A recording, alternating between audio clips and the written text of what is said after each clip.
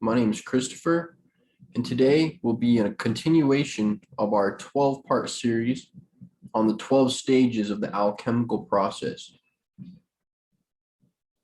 Now, in the first part of the lecture, we went over the calcination process, which was Aries, when we completely identify with the inner self, or the I am, and start to realize that we're not the body, and our belief systems and things as we know it begin to, I would say, crumble at times.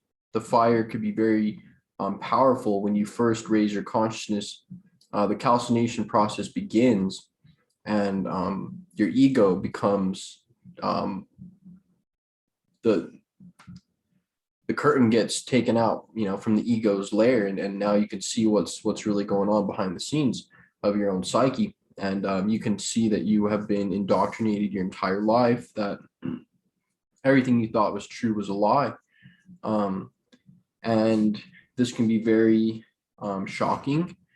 But as long, once you become fixed in the I am and meditate and understand that you're not the body, that's when the next process begins, which was Taurus. We talked about coagulation, which it was when we separated them and put them back together, spirit and matter. So we understood we're not the body, and now we are starting to realize, okay, we're not the body, but we are in a body. And we explained that process in the second lecture. Now we are going to be entering into one of my personal favorites, which is the third process of the alchemical process, which is fixation, to become fixed. And this process is ruled by Gemini. Now, fixating the volatile is an ongoing process that essentially starts from the moment that the heated element, blackness throughout whiteness, and the redness fixation begins to attain its maximum degree. So that's in a laboratory term. So when you're working with turning lead into gold or transmuting using the alchemical process on an actual substance, this is what it's referring to. In alchemy, fixation is a process by which a previously volatile substance is transformed into a form, often solid, that is not affected by fire. It separates the substance or object and puts it back the same or different shape at a subatomic level. So in this lecture, we're going to be diving into how we can initiate this process by utilizing the intelligences of Gemini. And when we're talking about the alchemical work, we're using the Christ or the Christos as the grand man, the premium, the highest state, and then the 12 that dance around, the 12 apostles or the 12 posts that are around the 13th, the stone.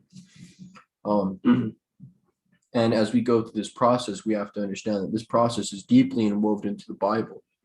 And each of the apostles represent a different aspect of this alchemical process and journey, and how they relate to the Christ or the 13th, because there's 12 and then Christ being the 13th.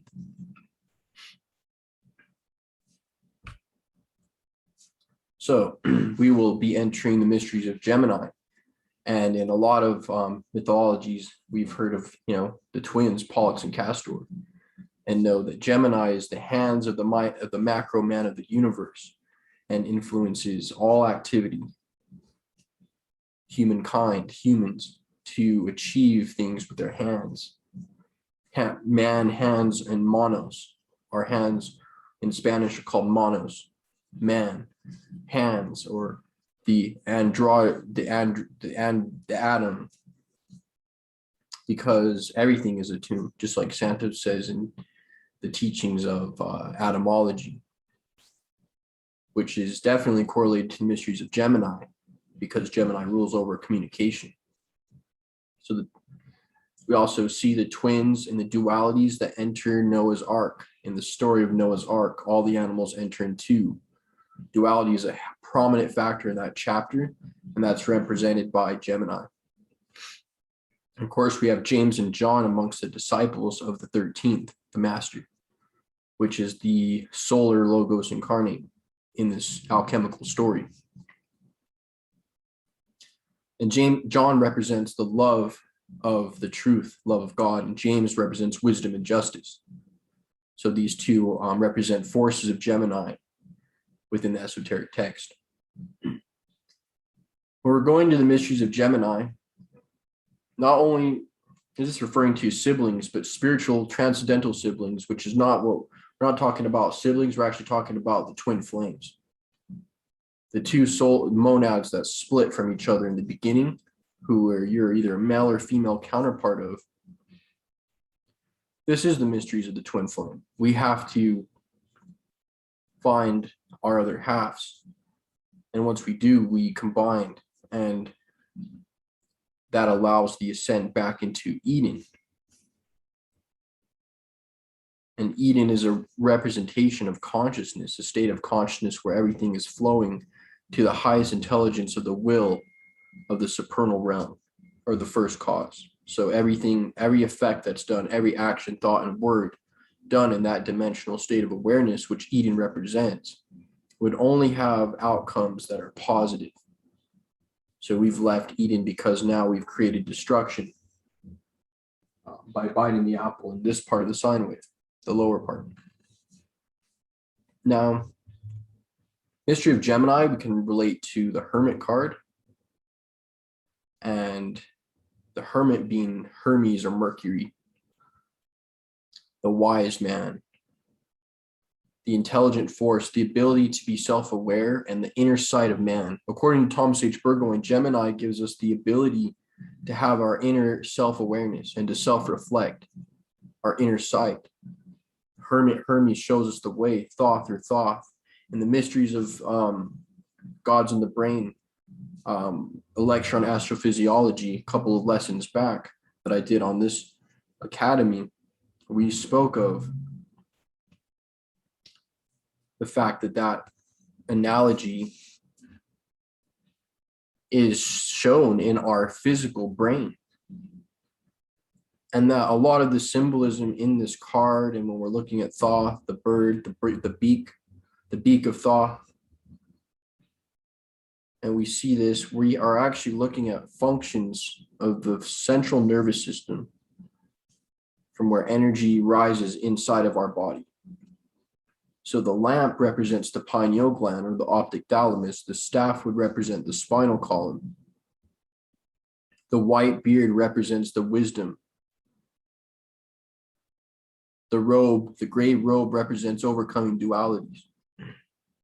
We initiate this process when we become fixed, part of the fixation process of the alchemical process, because now we understand that there is definitely a separation between our soul and this material realm, and that we have origins elsewhere. When this becomes fixed, we now have to apply it into our lives, and our lives begin to change. A lot of us become really lonely or isolated. Sometimes we don't find our tribe. Sometimes we don't relate to the people in our cities or even our family. And essentially we become hermits, and we keep our staff erect like our spinal column and allow the energy to flow so that we can keep the oil in the lamp so that our light can shine on the journey. And we need this light in our lamp to be able to find our twin flame. So we have Gemini, the observer and the observed, inner sight. Krishna says in the Bhagavad Gita, true knowledge is to know the field and the knower of the field. We are in a side of a torus field.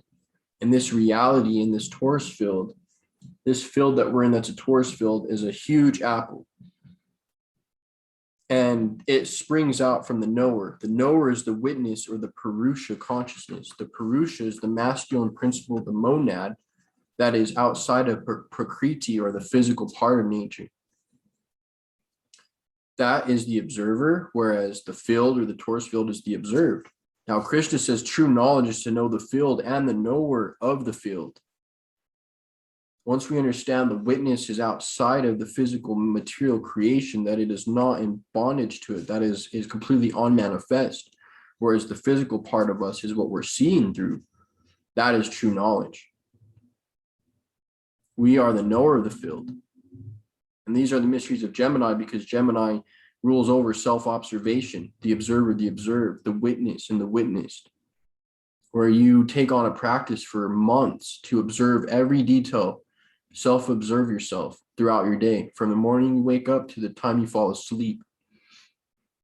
You'll be watching yourself and saying, I am watching how I react in this and that situation, no matter what it is, to be like, I am observing my hunger, my desires, my aspirations, my habits, my reactions to my family members. Self-observing allows you to separate the witness, which is the unmanifest, from that which is being witnessed.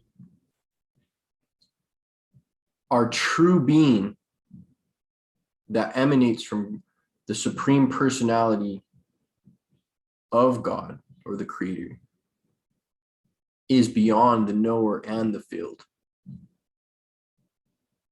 And a part of us dwells in that beautiful place, like an ocean of bliss. We are only engrossed by the tomb of matter that makes it hard for us to feel this. And when we're not in alignment with our highest ideals, the body doesn't the body expected to live in perfect harmony with those ideals. And when it doesn't, the hormones and the physical activities of the emotions and the endocrine system become disrupted, so that the physical body cannot create an Eden, which is a highest manifestation of consciousness. Instead, it creates an earth or a hell. When we're talking about the mysteries of Gemini, this is where we're going to talk about dream yoga and how to wake up here and now in the physical waking state. And by waking up from moment to moment, which we're going to be going over some practices on exactly how to do this, your subconscious mind will activate while you're asleep and trigger the same response, so that you will wake up inside of your lucid dream, inside of your dream, and become lucid. A couple of things we have to comprehend before we start going into dream yoga is that while we're in this waking state, what we call the waking state or the physical realm, we are spirit trapped in matter. So there was a huge shutdown of our awareness and consciousness that got bottled up into an individualized Prakriti persona. So we're asleep while we are in the waking state. Another thing to realize is that we can wake up in the astral if we wake up now. And if we utilize the intelligence from the hierarchies of Mercury and Gemini, we can wake up while we're asleep. So by understanding Gemini, by self-observing ourselves from moment to moment, from utilizing our current forces to up the Ida and Pingala channels of the Kundalini, and understand the connection that we talked about in the last lecture about the conscious mind and the subconscious mind, and how one is active and one is passive, and how you relay messages from the messenger of God, Mercury. And this is how we can pull this awareness, increase it in the physical realm, and be able to catapult it into the astral plane when we fall asleep. So to do this, we have to practice while we're in the waking state. And we're going to go over a couple practices today to show you how to do that. The waking and dreaming state are overlapped. As we grow older, these seem to separate and we experience one at a time. We wake up and we are in the I am consciousness. And when we go about our day, so we wake up and we're boom, I am. When we go about our day in the three gunas, active, passionate, ignorance, we continue to do all different types of actions and behaviors through the sine wave. We wake up at 6 a.m., go all the way to 6 p.m. in Libra, the sun sets, and we go up to Pisces, back into Aries as we complete our cycles. In the dreaming state, the waking state, and the dreamless state of consciousness. So then we go to sleep and enter the realm of dreams, where we lose faculties of discrimination and become automatic, unconscious that we are dreaming, even more unconscious than we are in the waking state. So it's a more sleep. Then we experience the dreamless state where we merge with the inner being and experience non-being. This does not have to happen. If we become fully awake in the waking state, when we are going to work, relaxing with the family, doing our daily duties, doing our hobbies, if we can stay awake then, it will transfer into the astral plane. So in dream yoga, you have to remind yourself up to 30 to 40 times a day. Check if you're dreaming or not. While you're driving, say, am I dreaming right now? Intimately try to concentrate and imagine that your car is lifting up and flying. And then quickly realize that you can't do it because you'll know you're in the waking state now. Now, you already knew you were in the waking state, but by doing this, you're checking, okay, car, fly. If it doesn't fly, you're awake. In the dream world, if you did that, you would fly and you'd say, aha, I am awake in the astral plane. What should I do to utilize this opportunity? So another thing is to do something, say something in your head like, wake up, Chris, wake up right now. Are you awake? Are you awake right now? Just talk to yourself, say, privately, are you awake right now? And your conscious mind is going to be like, what the heck, but your subconscious mind is going to remember you doing this.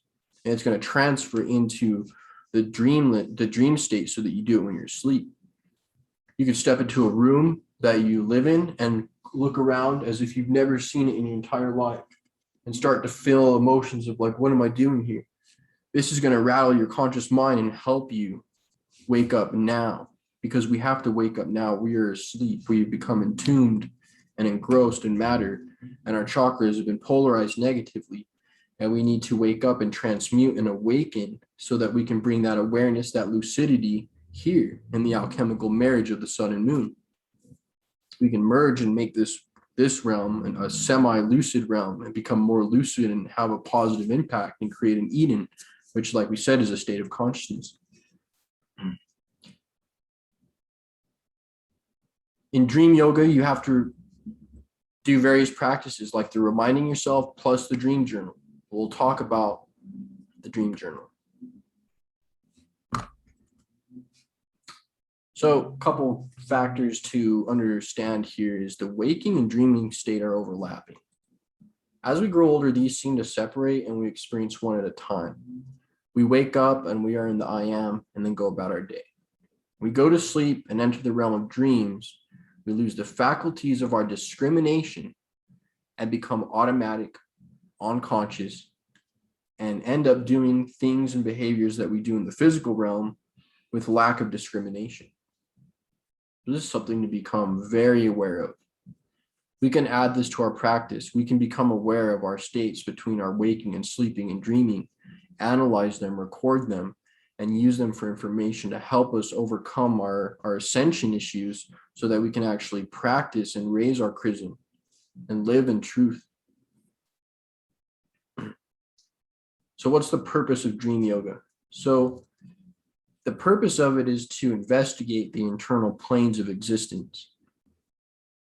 As above, so below. When you're looking out and you see those planets and the 7 layers and the 7 heavens and the 7 planets and the sun and the moon and the sky and the earth, you're looking at internal projections of the internal planes. We know that the heart is spelled Heart and earth is spelled Earth. So we know that earth and heart are one and the same.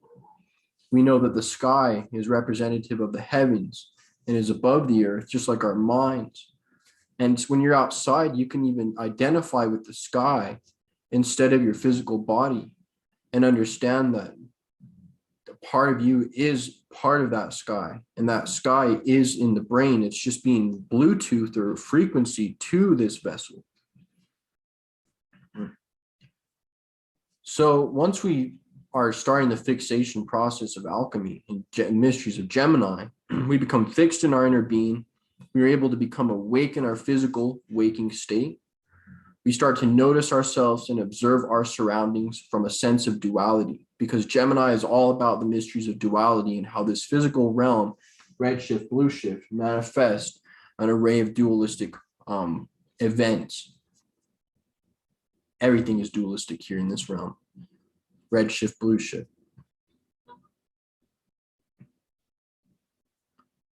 And we start to take notice on the seer and what's seen. When we quiet our mind and settle the four elements, and we have a sense of our inner I am being, we can say, I am the witness, and this is what is being witnessed. And there's a separation between that we have to start to dive into. And dream yoga helps us retrieve information about our spiritual being and our split double, which exist in that plane. There's a lot of mysteries coming from South America that explained that double persona that exists and coincides with us, and our mystery of the doppelganger, the mysteries of the double self. We have to unite and integrate with that being that is the spiritual sky man, as opposed to the terrestrial physical. So we've talked in the Academy about the Eightfold Path and how ethics are a very important part of our lives here on this planet, because doing the things that are right, are following, we know that if we know that our self is in all selves and we are all expansions of the Supreme Personality, then we will know that not to cause harm to others and not to do what we wouldn't want others to do to us. We have become more sensitive to this. We start trying to live an ethical life, and we notice that some of our bad habits and animal nature seems to get in the way of some of our highest moral aspirations. Even if we tame the physical body through various yoga techniques and physical exertions, the astral body is still unable to withstand certain temptations. So when you're in the astral plane, you may be able to overcome that alcohol here, but you'll find yourself drinking there. You may be able to overcome your lust here, but you may find yourself involved in lust there. And this can lead to just imbalances to your astral psyche that need to be taken care of. And the mysteries of Gemini are a great place to start as we develop this awareness of these three modes of consciousness, as well as our separation from the seen, the seer and the seen. Now, in the astral plane, we end up getting tempted and we go against ourselves in ways that we might not have when we're awake in the physical realm, because we've disciplined ourselves. So we have to wake up here and moralize our consciousness and transmute our energies, so that when we're faced with these trials in the astral plane, we can overcome them. When we become awake in a dream, since, in a teenager, all you want to do when you find out you're dreaming is like, oh, I'm going to fly, or I'm going to do this or that, or you become whatever desire that you fancy appears in front of you. And this is, this is the astral plane. It's very mutable. Things are very, appear according to your will and your awareness. So of course, it's easy to conjure up desires, but once we become initiated on the path, we start, instead of doing that, we'll ask our inner being for help or speak to the higher dimensional rays. We talked about the 7 planets and how each one is ruled by an intelligence, and we can learn from our inner being and these archetypes that appear in our psyche. We can ask to learn anything we want. We can practice our hobbies. We could play guitar in the astral plane. And a lot of secrets, there's a secret to some very major successful musicians and writers and athletes that they practice while they're asleep. And they say that while people are asleep, they're asleep as well, but they're able to become lucid and actually practice things that they do here in the physical realm there. There's so much we can do if we become awake here and now. We can wake up in the astral plane as well. So, if in private 30 times a day, tap your hand. Am I awake? Chris, wake up. Look around your room. Jump a few times. Driving your car, try to fly. Get a routine going. Find a way to get your consciousness out of this slumber. And of course, preserving the sexual energy will increase the emotional energy, that will increase the excitement energy, that will help you have way more vivid dreams when you go to sleep. So that is fuel for this consciousness to become aware when it departs from the body every night. So to understand the astral plane is more subtle version of this physical realm.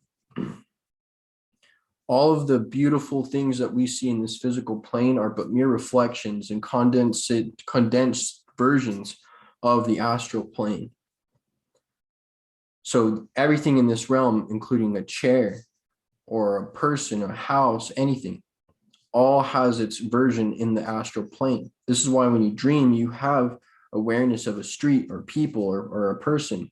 You can even dream about people you haven't even met, essentially. So when we go to sleep, we leave the body and experience the Sephiroth on all the Sephiroth on the tree of life. Now we know the tree of life has those Sephiroth, which are the fruits of the tree. And each one is a different dimension of awareness that can be experienced here in the physical through our conscious awareness, as well as in the astral plane. So we may find ourselves in a nightmare, which is in Klepoth at the bottom of the tree, or we might find ourselves in a beautiful dream flying on clouds, learning about wisdom from the ancient sages of angelic choirs or operas or some beautiful lecture or class, and that could be in Tippereth or Gebra. So we appear in these different Sephiroth depending on where our awareness is here and now. And we have to plant seeds and fertilize them, grow them so that our fruits can grow and that we can experience these states of consciousness directly and have direct experience of them. The Upanishads speak greatly about the spirit and how Brahman separates into all of us, which is the effulgence of Krishna, the Supreme Personality. And as we as individuals go through and travel, this beautiful traveling, just like a turtle wakes up in the morning, pokes his head out of his shell, goes about his day, and then goes home, tucks his head in the shell. So in the same way, the spirit is literally bouncing back from 3 different realms. We come here into the temple of man, hang out for 16 hours, go to sleep for 6 to 8 hours, and the cycle repeats. But during those 8 to 10 hours that we're asleep, we're somewhere else. And even when we're awake, there's a part of our astral body that is imagining and doing things and constructing ideas. You know, we are a part of all 3 of these. It's just the dominance changes. At these hours, we're awake. At these hours, we're asleep. At these hours, we're dreaming. And we can imply and amplify consciousness in all 3 of them, depending on the work that we're doing. So the Upanishads say, you know, after we explore the world of waking, we go to the world of dreams. And beyond the world of dreams, we go to the dreamless state. And beyond this is the spiritual realm where the Supreme Personality entity who enfolges all of this is assembled. So we are travelers, and our temple or house is the body that God dwelt in, according to the Christian scriptures.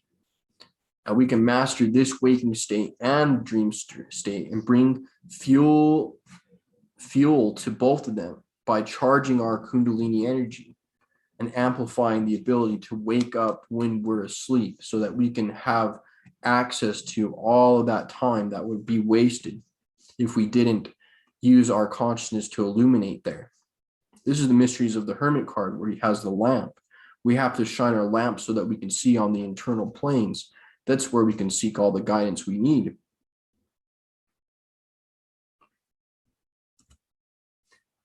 So Gemini, Adam and Eve, the twin flame, unite and return.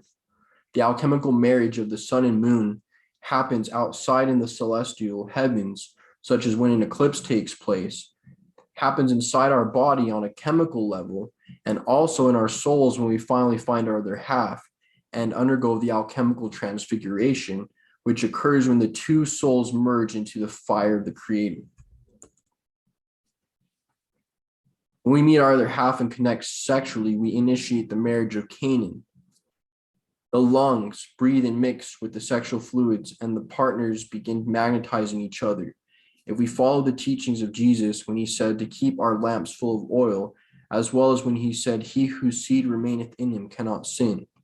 This is referring to the sexual energy and the conservation of that energy by practicing the great arcanum, which is White Tantra.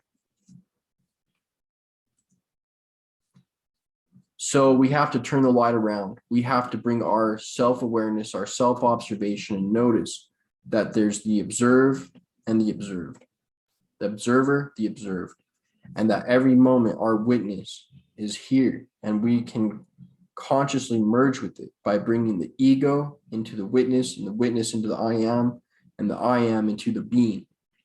And we turn the light around simply by doing this. Instead of having our senses outward into the future, the past, or physical senses or cravings, we will simply put the awareness here inside where we feel the body's the soul is connecting into the body. And we will coincide here with the eyes, the tongue at the roof of the mouth, fingers together, like we went over in the previous lessons. And we will turn the light around. And this will start to magnetize your energy. And if you're preserving the sexual energy, the energy will become a magnet to attract the twin flame. But in order for this to happen, you have to eliminate the desire for the fruit. You mustn't desire. You must just be, merge with the I am, conserve the energy, and become a magnet, and let life transpire in that way.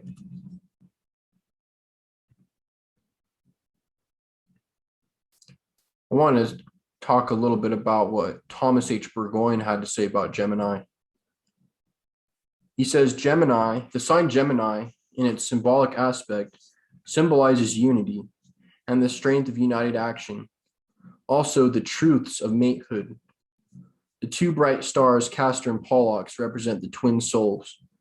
The Greek myth of Castor and Pollux avenging the rape of Helen is only a repetition of the biblical story of Simeon and Levi slaughtering the men of Shechem for the outrage committed upon their sister Dinah by the sons of Hamor.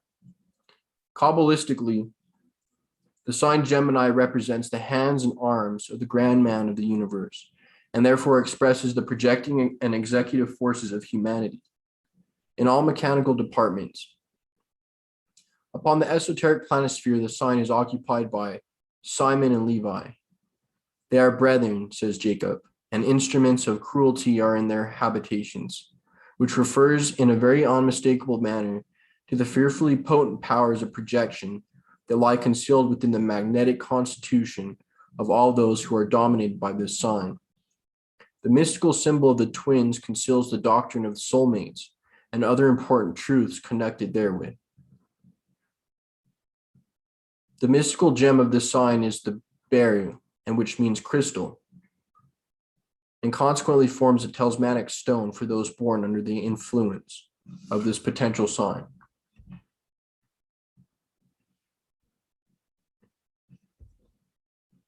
I also wanted to go over a couple of things with you guys. The metaphysical meaning of Eden, which is a productive state of consciousness, or to be harmonious. So it's a state of consciousness.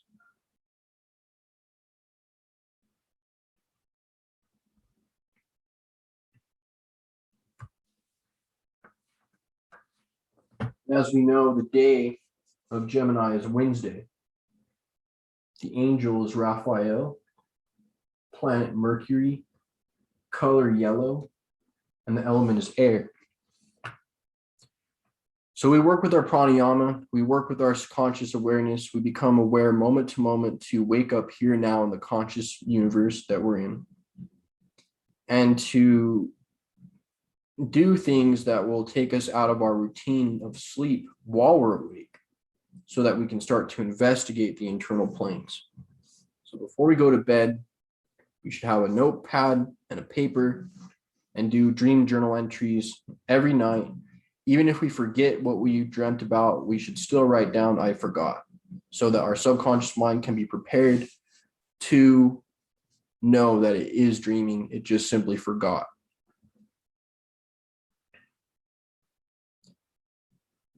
We understand that Gemini relates to Adam and Eve because Gemini is the duality, male, female, it's human, mankind, and our ability to communicate and have this experience of individuality with each other. And one thing to note about Gemini is that without its influence, the 12 zodiac would be incompatible. In fact, because of the intelligence of Gemini, all of the zodiac have some degree of ability to collaborate.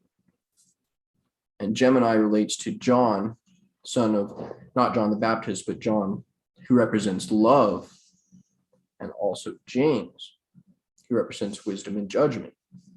So we know that they, astrotheologically in the Bible, represent these aspects of our consciousness that we're trying to awaken.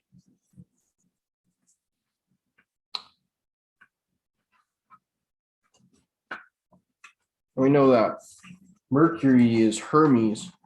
So I wanted to take some time to read out of God, Man, Word Made Flesh by George W. Carey, Revelations of Hermes. The book of Revelation of Hermes, interpreted concerning the supreme secret of the world. Hermes, Plato, Aristotle, and other philosophers flourishing at different times, who have introduced the arts, and more especially have explored the secrets of inferior creation.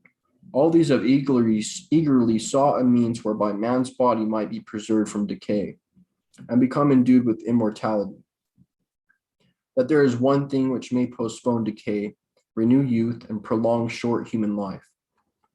Therefore, the above philosophers and many others have sought this one thing with great labor, and have found that which preserves the human body from corruption and prolongs life itself with respect to other elements, as it were like the heavens, from which they understood that the heavens are a substance above the four elements. This is very interesting. The heavens are the ether, it's above the four elements, and our spirit exists there. So you can even identify with the sky, the inner spiritual sky. And the materialist scientists, when we come into this world, they just teach us about the material sky, this material realm. They don't talk about the astral plane or the spiritual sky and how we exist in the spiritual sky. And just as the heavens with respect to the other elements are held to be the fifth substance, for they are indestructible, stable, and suffer no foreign mixture, so also this one thing compared to the forces of the body is an indestructible essence, drawing up all the superfluities of our bodies, and has been philosophically called by the above mentioned name, the one thing.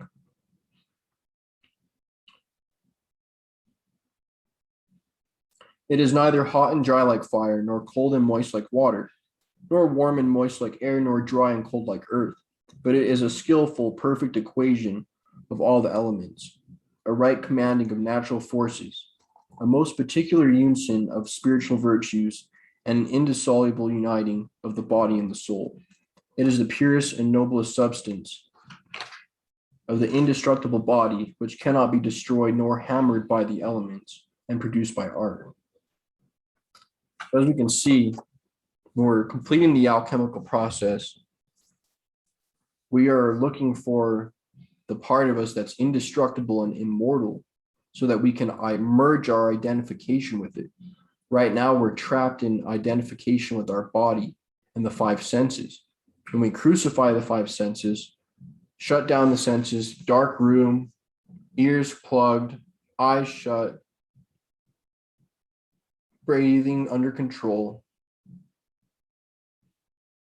we can identify with the fifth element and start transmuting the physical body into spiritual atoms. We start living a virtuous life, and the spiritual part of us, which is the sexual energy that manifests, begins to travel up the spine, vertebrae by vertebrae. Once it ignites the pineal gland, spiritual body is fully merged and in control of the physical four elements, and we go to the next stage of the consciousness.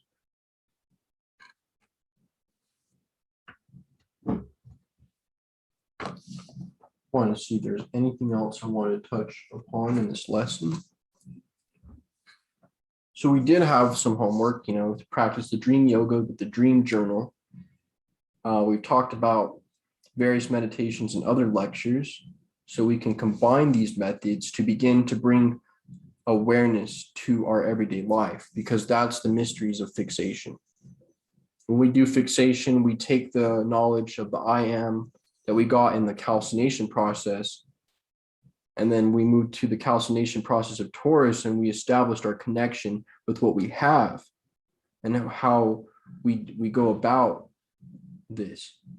And finally, in Gemini, we apply it to our lives from moment to moment by practicing self-inquiry, by inquiring into ourselves.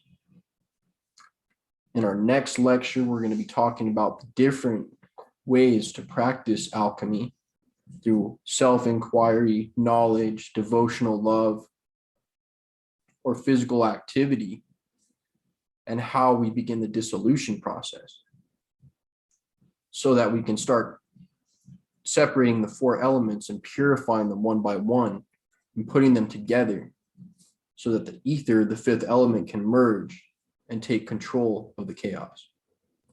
Well, I hope that you guys enjoyed this and learned something valuable. And I hope that everything is going great for everyone. Thank you so much.